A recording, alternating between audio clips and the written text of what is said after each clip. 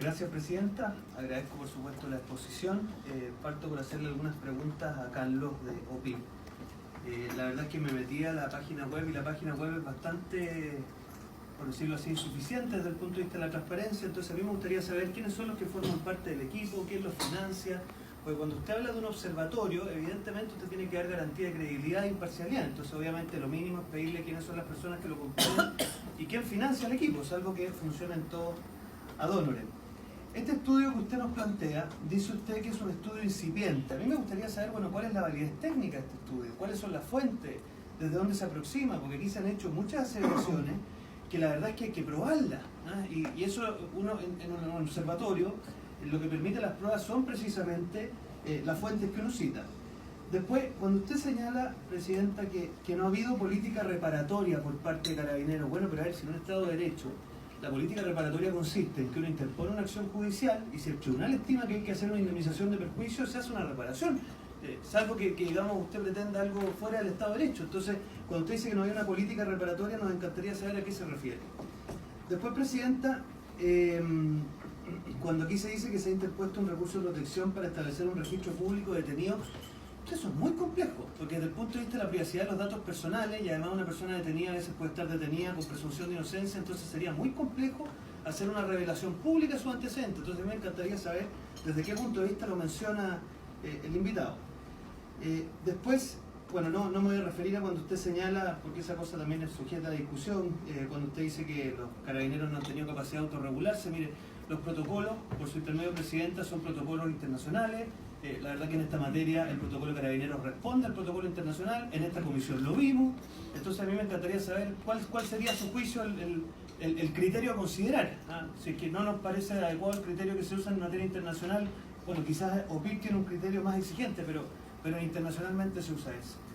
Y respecto de, ahí a diferencia de mi colega Urruticoechea, yo no puedo no dejar pasar. O sea, nuestra Constitución establece el derecho de reunión con autorización previa y sin porte de armas. Entonces, acá de lo que se trata es que mi demanda es muy importante, mi manifestación es muy importante, pero yo no me puedo creer tan importante para joderle la vida al resto sin autorización, ¿no? Entonces, salvo que alguien crea acá que nosotros nos podemos autoconvocar donde queramos, entonces el día de mañana yo me puedo autoconvocar en la casa del señor Bartolú.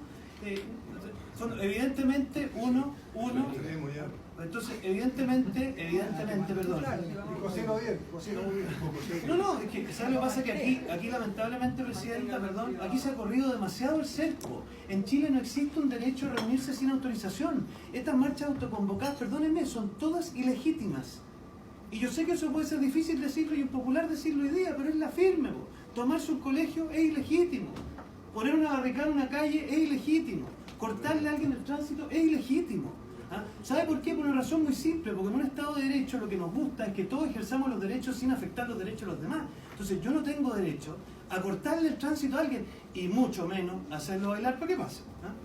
Después, yo quería hacer algunas preguntas institucionales de derechos humanos y las hago sobre la base de una cuestión que había sido muy reveladora, que la revisé con detención, que son las directrices para la observación de manifestaciones y protestas sociales en las Naciones Unidas, a las cuales entiendo que el Instituto Nacional de Derechos Humanos suscribe. Y en ese sentido, uno de los principios de esta directriz consiste en efectivamente la imparcialidad. Es decir, usted nunca puede hacer ningún tipo de acción que tenga relación con algún tipo de favoritismo. Y a mí me parece que cuando el señor Ortiz, que además es jefe de unidad de administración, yo no sé si los personales administrativos también pueden ser observadores, aparece en un video con una diputada, ¿se responde o no se responde a esa imparcialidad? A mí me parece que eso no es adecuado desde el punto de vista de la imparcialidad que uno espera del Instituto Nacional de Derechos Humanos. Entonces, yo quisiera saber si es que este criterio de imparcialidad que establecen estas directrices se cumple o no se cumple. Después, Presidenta, cuando otro de los principios de estas directrices, que le pedí a mi secretario que trajera una copia, después se las puedo dejar, es que las descripciones en los informes sean completas de manera que sean autosuficientes. Y en el informe que nos ha llegado a nosotros el día 11 de noviembre, la verdad es que especialmente cuando se mencionan los casos, yo entiendo que hay un tema de privacidad probablemente, pero no son autosuficientes. Uno no puede formarse una opinión completa respecto de qué pasó en esos casos. Entonces, yo no sé, y francamente planteo la pregunta, de si ahí se cumple o no con los estándares de precisión. Después, Presidenta, también es importante decir que estas directrices obligan al observador a registrar tanto el comportamiento de los manifestantes como de la policía. Y si ustedes revisan el informe, que les aviento a revisarlo, salvo que yo lo haya leído a medias, no veo ninguna alusión alguna a algún protestante. Todas las alusiones dicen relación con la conducta de Carabineros, y hasta donde entiendo, página 20 de estas directrices, a usted lo obligan a hacer aseveraciones, porque es importante que el que pueda leer este informe pueda hacerse una opinión de contexto. Después, cuarto punto que quería plantearle, yo le pediría, y aquí probablemente esto también es un tema controvertido, que cuando usted hable de violaciones, hable de supuestas, o presuntas, o posibles, porque usted como entidad es parte de un juicio. Y por lo tanto, cuando usted interpone una querella, usted tiene evidentemente su tesis, pero en un Estado de Derecho, el que termina por resolver si una violación es o no, es un tribunal. Entonces, yo creo que en esto tenemos que ser sumamente rigurosos en el uso del lenguaje para no efectivamente incurrir en precipitaciones. Yo entiendo que aquí hay una información muy valiosa y obviamente muy relevante, pero tengo el deber como abogado de exigir presunción de inocencia y obviamente derecho de defensa. Voy cerrando, decirle que las cifras que ustedes mencionan, al menos en este informe, por eso yo me tengo que remitir al informe largo, tanto en los heridos por sexo como en tramo etario, como por región, las cifras no calzan. Desde el punto de vista, o sea, tienen descalce en las cifras, entonces sería bueno que las revisen, porque obviamente las cifras tienen que calzar. Y por último, respecto a los traumas oculares, aquí muchos han dicho que en Chile han ocurrido más de 200 mutilaciones. Mire, yo voy a tener la impopular tarea de tener que precisar. De los 217 que menciona este informe, solo 7 son irreversibles, es decir, el 3%, 57 son traumas graves y 153 son traumas leves, es decir, el 71%...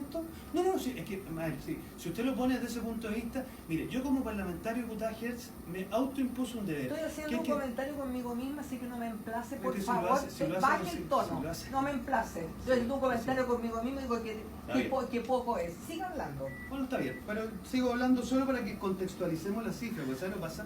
Cuando aquí se ha dicho, hasta el cansancio, que hay más de 200 personas que han perdido su ojo irreversiblemente, yo tengo el deber, Presidenta, no solo el deber de decir que eso no es cierto, porque en la práctica, que sigue siendo igualmente grave, ojo, sigue siendo igualmente grave, pero yo creo que si queremos hacer política en serio, tenemos que ser rigurosos, y por lo tanto el mismo informe que usted emite señala que solamente 7 personas en buena hora. Obviamente esas 7 personas tienen derecho a un juicio justo, tienen derecho a una indemnización en la eventualidad de que se concrete la condena, si eso no está en discusión. Pero yo tengo el deber de ser riguroso porque aquí estamos jugando con una cuestión sumamente delicada, porque tal como lo dijo el director del Instituto Nacional de Derechos Humanos, aquí hay algunos que están imputando violaciones sistemáticas a los derechos humanos y por lo tanto las cifras evidentemente son importantes. Gracias, Presidente.